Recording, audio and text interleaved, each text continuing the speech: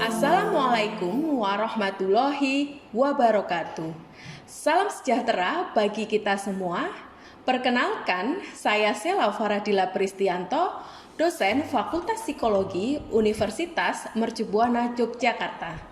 Spesialisasi saya adalah bidang psikologi klinis yang mengajar mata kuliah Teori-Teori Kepribadian 1. Pada mata kuliah Teori-Teori Kepribadian 1, mahasiswa belajar mengenai pengertian dan konsep dasar, tahap perkembangan dinamika dan determinan, serta sejarah kepribadian dari tokoh-tokoh teori dalam paradigma psikodinamika. Mata kuliah ini mengungkap berbagai pandangan dari beberapa tokoh mengenai konsep tingkah laku manusia, sehingga menjadi dasar bagi penguasaan mata kuliah yang lainnya. Misalnya, psikologi klinis, psikologi abnormal, psikologi konseling, modifikasi perilaku. Mahasiswa diminta untuk selalu mengaitkan dengan permasalahan-permasalahan atau isu-isu yang ada di kehidupan nyata yang bersifat interdisipliner, sehingga mahasiswa dapat berpikir kritis, inovatif, kreatif, dan analisis sintesis untuk melihat permasalahan atau isu di kehidupan nyata dengan menerapkan pembelajaran dalam bentuk psikoedukasi, yaitu proyek kemanusiaan atau pengabdian pada komunitas. Pelaksanaan perkuliahan selama 16 kali pertemuan baik secara daring maupun luring. Pada pertemuan pertama adalah kontrak pembelajaran.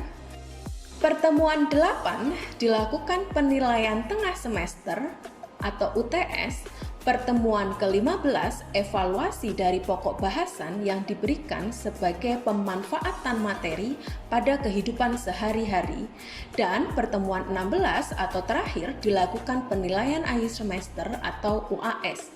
Adapun capaian pembelajaran adalah termuat dalam 1. Capaian pembelajaran sikap, di mana mahasiswa dapat bekerja sama dan memiliki kepekaan sosial serta kepedulian terhadap masyarakat dan lingkungan. 2. Capaian pembelajaran pengetahuan, di mana mahasiswa menguasai konsep teoritis tentang kepribadian.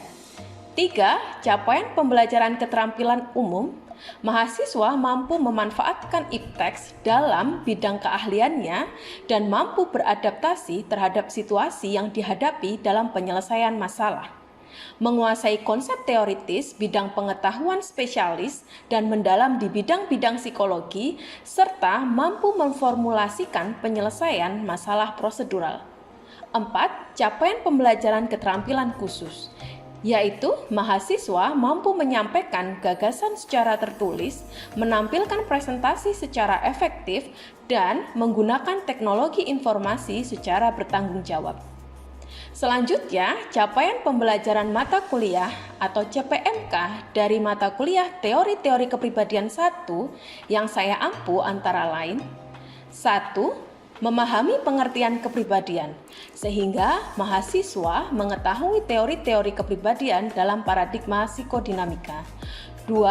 Memahami berbagai teori dalam menjelaskan kepribadian manusia. Mahasiswa dapat menjelaskan berbagai teori-teori kepribadian dalam paradigma psikodinamika. 3. Mengetahui ruang lingkup dan penerapan ilmu kepribadian.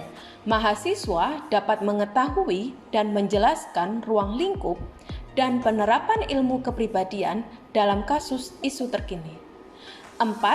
Melakukan analisis dan sintesis terhadap kasus isu terkini menggunakan teori-teori kepribadian manusia. Terakhir, yang kelima, melakukan psikoedukasi dari hasil pembelajaran kepribadian kasus isu terkini ke komunitas. Materi pembelajaran pada mata kuliah Teori-Teori Kepribadian yaitu 1. Konsep dasar kepribadian. Indikator capaian adalah ketepatan mahasiswa menjelaskan tentang pengertian kepribadian, kaitan psikologi dan kepribadian, serta 4 paradigma dasar psikologi sebagai sudut pandang kepribadian. 2. Teori-teori kepribadian pra-ilmiah, semi-ilmiah, dan ilmiah. Indikator capaian adalah ketepatan mahasiswa menguraikan teori-teori kepribadian pada masa pra-ilmiah, semi-ilmiah, dan masa ilmiah, serta tokoh-tokoh dari 4 paradigma pada masa ilmiah. 3. Konsep dasar teori kepribadian Sigmund Freud dan struktur kepribadian serta fase kepribadian Sigmund Freud. Indikator capaian adalah ketepatan mahasiswa dalam menjelaskan konsep-konsep dasar kepribadian Sigmund Freud, dasar-dasar pemikiran struktur kepribadian, fase perkembangan dan mekanisme pertahanan ego. 4. Konsep dasar kepribadian Carl Gustav Jung dan struktur kepribadian Carl Gustav Jung. Indikator capaian adalah ketepatan mahasiswa menjelaskan konsep dasar teori kepribadian, struktur kepribadian, konsep mengenai ketidaksadaran kolektif, archetype, persona, anima, dan image diri dari Carl Gustav Jung. 5. Konsep teori kepribadian Alfred Adler. Indikator capaian adalah ketepatan mahasiswa menjelaskan konsep kepribadian, inferioritas, finalisme fiktif, dan superioritas menurut Alfred Adler. 6. Konsep teori kepribadian Erich Fromm. Indikator capaian adalah ketepatan mahasiswa menguraikan tentang konsep kepribadian, eksistensi manusia, kebutuhan, dan tipe karakter manusia menurut Erich Fromm. 7. Konsep teori kepribadian Karen Horney. Indikator capaian adalah ketepatan mahasiswa menguraikan konsep kepribadian, konsep kecemasan, dan 10 kebutuhan sumber konflik menurut Karen Horney. 8. Konsep teori kepribadian Harry Stack Sullivan. Indikator capaian adalah ketepatan mahasiswa menguraikan konsep kepribadian, dinamisme, sistem diri personifikasi, dan proses kognitif menurut Harry Stack Sullivan. 9. Konsep teori kepribadian Henry Murray. Indikator capaian adalah ketepatan mahasiswa dalam menguraikan konsep kepribadian, berbagai macam kebutuhan dan tekanan menurut Henry Murray. 10. Konsep teori kepribadian Kurt Costein. Indikator capaian adalah ketepatan mahasiswa menguraikan konsep kepribadian, figur, dan ground menurut Kurt Costein. 11. Konsep teori kepribadian Erik Erikson. Indikator capaian adalah ketepatan mahasiswa menjelaskan konsep kepribadian dan tahap-tahap perkembangan psikososial menurut Erik Erikson. Terakhir, 12. Penerapan konsep teori-teori kepribadian dalam kehidupan sehari-hari. Indikator capaian adalah ketepatan mahasiswa dalam mengaplikasikan, menganalisis sintesis, penerapan teori kepribadian paradigma psikodinamika dalam kasus terkini di kehidupan sehari-hari. Sistem pengajaran pada mata kuliah teori-teori kepribadian 1 dilakukan secara luring maupun daring. Baik secara luring di kelas maupun daring memenuhi komponen DIA, Delivery, Interaction, and Assessment, di mana saya menggunakan berbagai metode. 1. Ceramah interaktif, yaitu menggunakan video-video dan ceramah kolaboratif bersama mahasiswa, sehingga pertanyaan dari mahasiswa dapat menjadi topik sentral yang akan dibahas sesuai dengan pokok atau materi pembelajaran pertemuan saat itu. Kedua, menggunakan metode diskusi, mahasiswa diminta untuk berkelompok dan mendiskusikan mengenai struktur kepribadian dari suatu kasus. 3. Adanya metode diskusi juga memungkinkan penggunaan metode kelompok secara kolaboratif. Karena setelah berdiskusi dengan kelompok masing-masing mengenai struktur kepribadian dari suatu kasus, misalnya kelompok tersebut kemudian diminta untuk menguraikan kembali ke kelompok lain dan kelompok-kelompok lain akan memberikan feedback versi hasil diskusi kelompok masing-masing. 4. Metode tanya jawab lebih bersifat fleksibel, sehingga mahasiswa dapat bertanya setiap saat ketika perkuliahan berlangsung dan justru akan dibahas bersama dari pertanyaan-pertanyaan yang diajukan oleh mahasiswa. 5. Menggunakan kuis sebagai bentuk capaian pembelajaran setiap pertemuannya. Apakah mahasiswa tepat menjelaskan kembali materi yang diberikan? 6. Metode pengabdian masyarakat. Ini dilakukan karena mata kuliah teori-teori kepribadian terdapat final project di mana mahasiswa diminta menyusun laporan analisis sintesis dari kasus isu-isu mental health terkini menggunakan teori kepribadian yang telah dipelajari. Dan hasil pembelajaran tersebut dibuat dalam bahan psikoedukasi untuk dapat diedukasi ke komunitas atau masyarakat. Ketika perkuliahan secara daring, maka komponen materi, forum, penugasan, kuis, dan video saya unggah terlebih dahulu secara asinkron dalam sistem e-learning Mercu Buana Yogyakarta. Baru kemudian dilakukan perkuliahan secara sinkron menggunakan media Google Meet atau Zoom dengan metode-metode pelajaran yang telah dijelaskan sebelumnya. Saya juga menggunakan video-video pembelajaran secara asinkron yang dapat dibuka dan diputar serta dipelajari kembali oleh mahasiswa melalui kanal YouTube Sela Faradila. Interaksi saya sebagai dosen dan mahasiswa dilakukan dengan berbagai cara, baik secara langsung maupun tidak langsung. Secara langsung, ketika ada hal yang perlu didiskusikan, maka dibuat agenda bersama-sama secara kelompok sebagai pertemuan di luar jam perkuliahan di ruang diskusi mahasiswa yang telah disiapkan. Secara tidak langsung menggunakan media WhatsApp Group, WhatsApp pribadi, serta video conference menggunakan Google Meet atau Zoom di luar jam perkuliahan. Biasanya pada hari Sabtu untuk membahas permasalahan atau kasus, terutama kasus isu-isu terkini.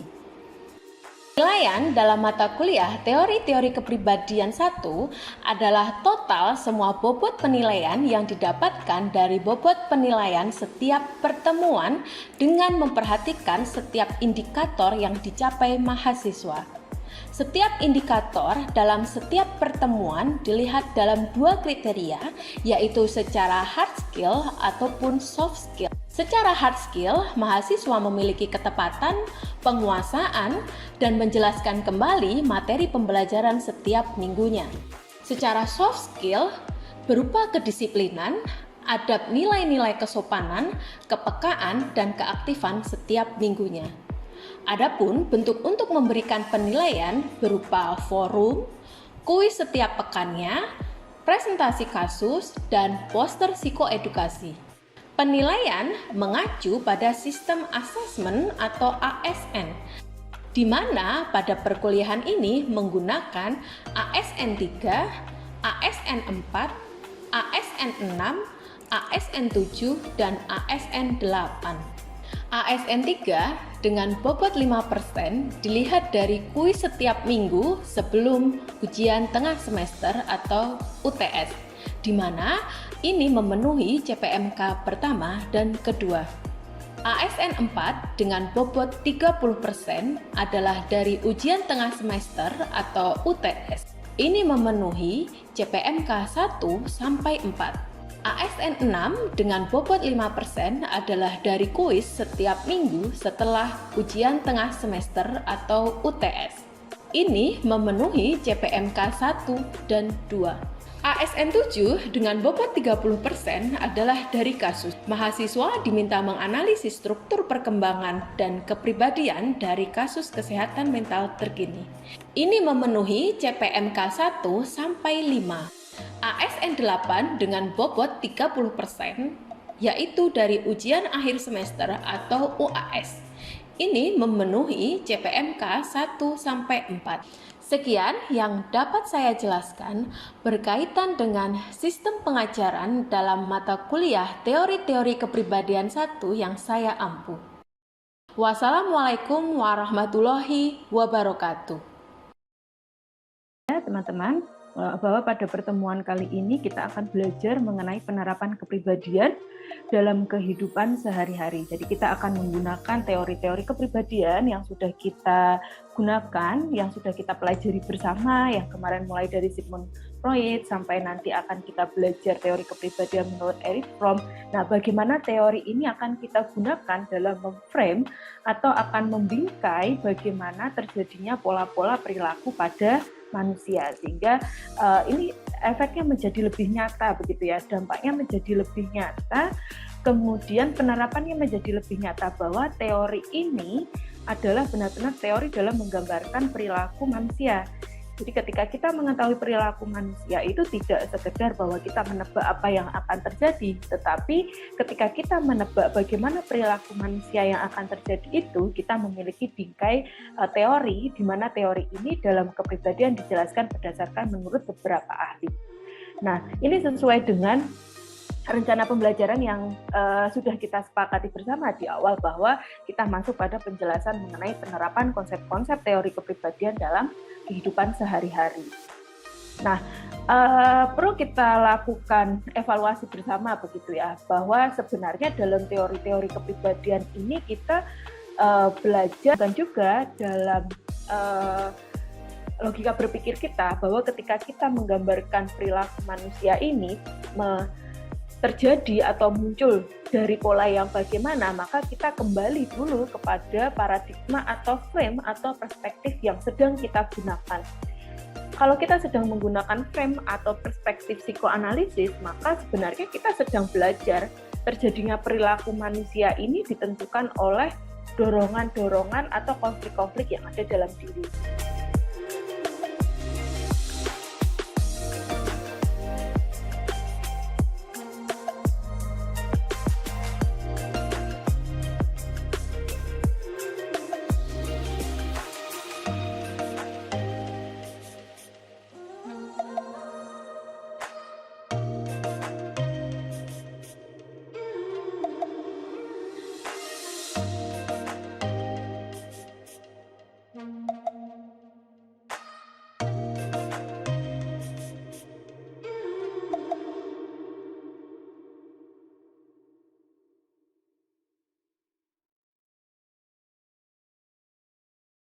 Mempolakan perilaku manusia dalam kehidupan sehari-hari itu adalah kita sedang melihat karakteristiknya, yang kemudian karakteristik ini digunakan untuk bagaimana seseorang itu bisa melakukan penyesuaian diri.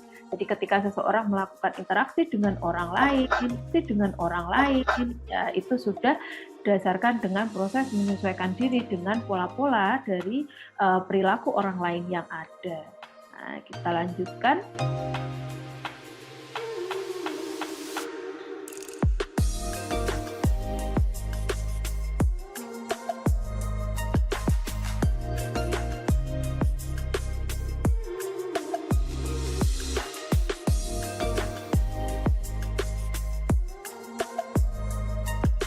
Ini kan berisi konflik-konflik ya, yang akan kemudian memunculkan perkembangan id-nya, kemudian perkembangan ego, kemudian perkembangan super ego.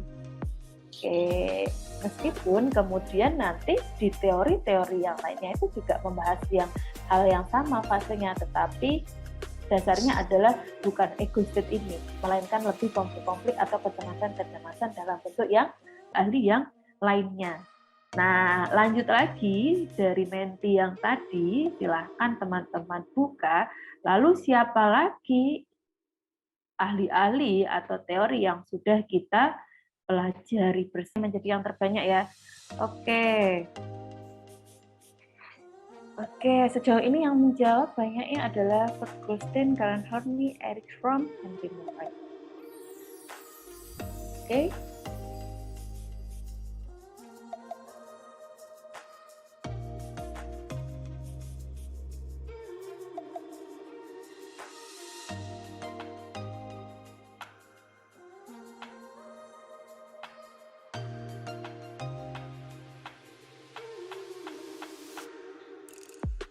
Bahasannya yang dia sebut sebagai eksistensi ini tadi oleh Erich Fromm ini menggambarkan bahwa kemudian seseorang itu memiliki kondisi yang determinan ketika dia mau mencapai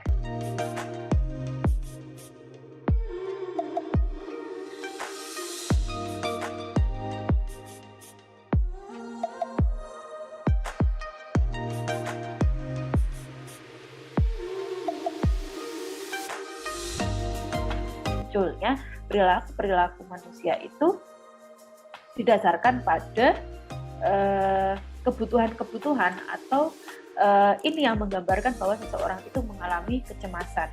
Nah, di mana kecemasan ini kemudian mengarahkan apakah seseorang itu akan menunjukkan strategi yang moving toward atau moving against atau yang moving away atau withdrawal. Ketika dia menunjukkan moving toward people, dia menunjukkan bahwa dia bisa menyatu dengan orang lain, maka dia sedang menunjukkan kebutuhan-kebutuhan yang berkaitan dengan kasih sayang, penerimaan, kemudian yang bermitra, juga yang membatasi kehidupan dalam batas yang sempit. Ataupun ketika seseorang itu menunjukkan kecemasan ini akan mengarahkan strategi yang mana yang akan ditunjukkan oleh seseorang, dan ini menjadi perilaku yang berpola yang kita sebut sebagai kepribadian.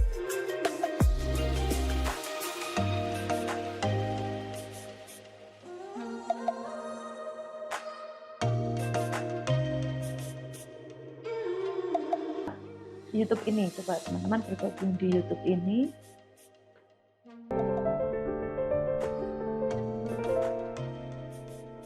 Sama cowoknya lah ya, waktu pacarnya ini pas benar-benar saya ketemu Naura dengan mata kepala saya sendiri, itu pas sebelumnya saya jalan malam minggu itu saya jalan sama dia ke kafe, kalau nggak salah itu tahun baru ya, hari minggunya Seninnya saya mau kerja, hari minggunya saya ngambil motor, akhirnya saya juga telepon, saya WA juga nggak dibales, akhirnya saya samperin sana, saya ketok-ketok sampai 5 kali, well, sampai 5 kali baru dibuka. Saya ngomong, mau ambil motor, cuma begini ngangguk doang, gitu. Dia lagi ngetik, itu saya lihat di meja kerjanya dia lagi ngetik. Udah saya duduk di kasurnya, saya tanya, ini Wela bukan? Gitu. 1 kali, ini Wela bukan, 2 kali, ini Wela bukan, 3 kali, sampai kalau salah sampai 4 kali. Pas di terakhir 4 kali saya bilang, ini Naura ya? Baru ngangguk, udah pulang dulu ya, saya pulang. Karena apa? Saya takut dengan kejadian hal-hal yang nggak diinginkan kan. Apalagi Naura kan sosoknya ini galak banget kan, seperti itu.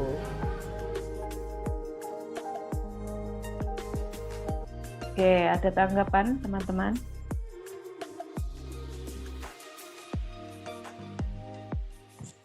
Oke. Ibu izin bertanya, Bu. Oke.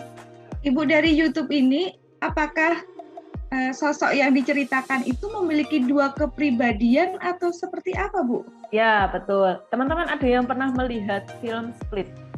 Nah, coba deh nanti kemudian.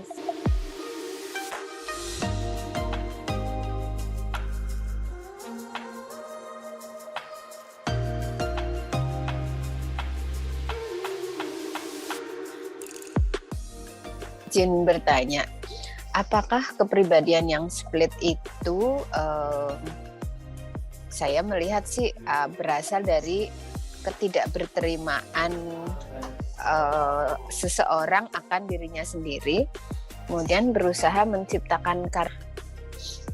Oke, baik. Kita simpan satu ya. Jadi kalau tadi adalah menurut Mbak Ruby ketidakterimaan dia gitu ya terhadap masalah yang dihadapi. Mungkin ada lagi.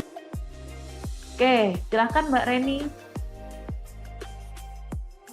Ya Bu, saya jadi tertarik karena saya pernah nonton dokumenter itu tentang yang mungkin yang menginspirasi film Split itu kali ya, karena dia 24 itu, dokumenternya ada di Netflix tentang namanya Billy Milligan. Dan dia punya pengalaman ketika masa kecil dia itu mengalami orang tuanya bercerai, terus silakan Mbak Riria. Baik Ibu, terima kasih.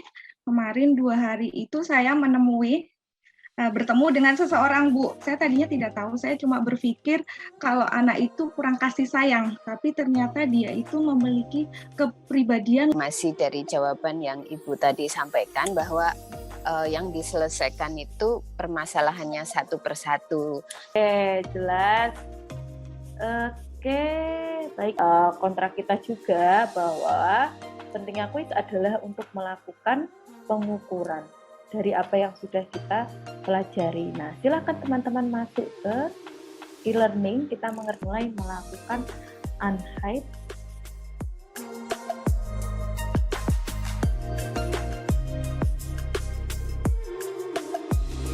Nah, di sini ya, Bu Sila cek nih. Dari kuis yang sudah kita tutup tuh mau cek pemahamannya itu berapa. Nah, itu dari grafik kelas. Seperti ini. Aduh, malu Bu, nilainya kita kecil. munculkan. Nah, tapi kan Bu Sela tidak memperlihatkan namanya kan?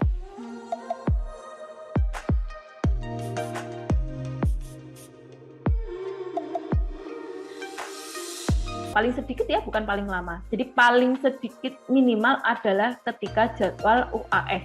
Nah, coba dicek deh. Di SIA sudah muncul kok jadwal UAS.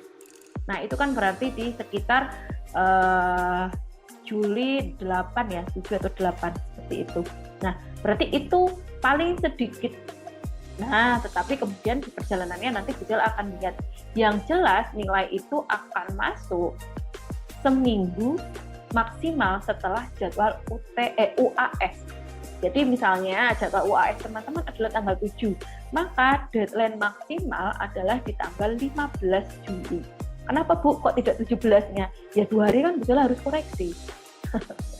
Begitu. Oke. Itu. Ini tugas untuk topik terakhir, topik 15 berarti ya Bu, karena kita UAS. Terima kasih, salam sehat selalu. Wassalamualaikum warahmatullahi wabarakatuh. Waalaikumsalam warahmatullahi wabarakatuh.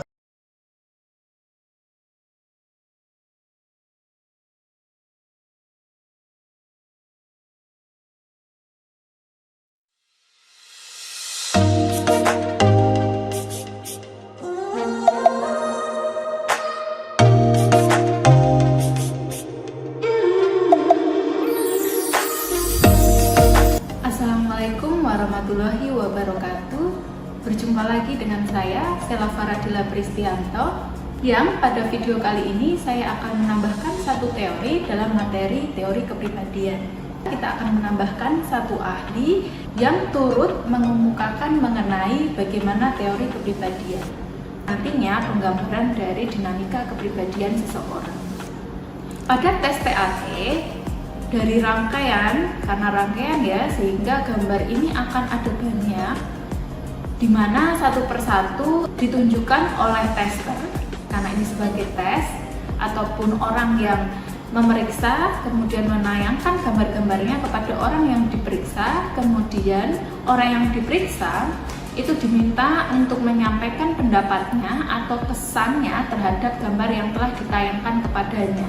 Secara teoritis, menurut Henry Murray dikatakan bahwa orang yang melihat gambar-gambar dalam tes itu akan memproyeksikan isi kepribadian dalam ceritanya masing-masing. Nah, ketika digambarkan sebagai bentukan munculnya kepribadian, dalam hal ini adalah tingkah laku yang polanya menetap, individu itu dalam dirinya memiliki need atau kebutuhan, sedangkan lingkungan itu dianggap sebagai press atau tekanan, di mana keduanya ini saling berkaitan, saling berhubungan, bisa dari teori kepribadian yang dikemukakan oleh Henry Murray. Semoga bermanfaat. Wassalamualaikum warahmatullahi wabarakatuh.